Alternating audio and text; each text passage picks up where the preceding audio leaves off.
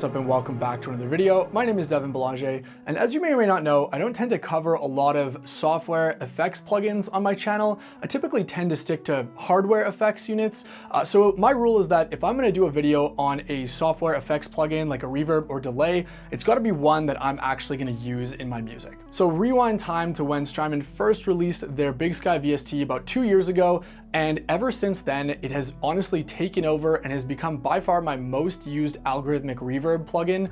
Strymon are not paying me to say this, I just genuinely love the sound of the Big Sky VST.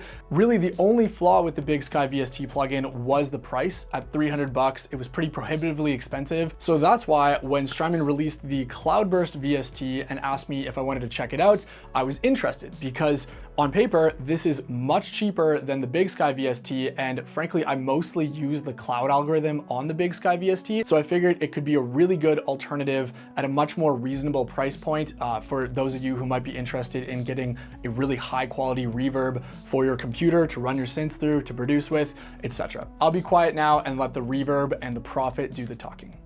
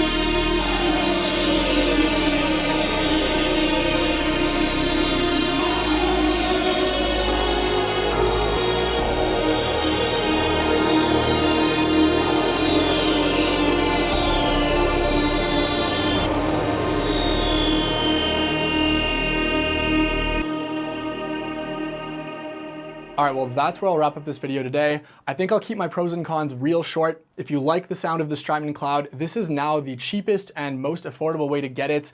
If you really like these kinds of ambient synthy reverbs, that ensemble effect is amazing, and the original Big Sky or the Big Sky VST, neither of those can do that. Only the Big Sky MX and the Cloudburst, and now the Cloudburst VST can do that, and it really is a cool effect. I think I wouldn't use the Cloudburst as my only reverb for more realistic things, but for those ambient ethereal tones, Strymon absolutely has it nailed. They have a sound, and if you like that sound, the Cloudburst to me is a great purchase for your studio, and I'll definitely be using it on future records, especially for that ensemble effect. Thanks as always for watching. Thanks again to Strymon for sending over the code to check out the VST, and I will see you in the next video.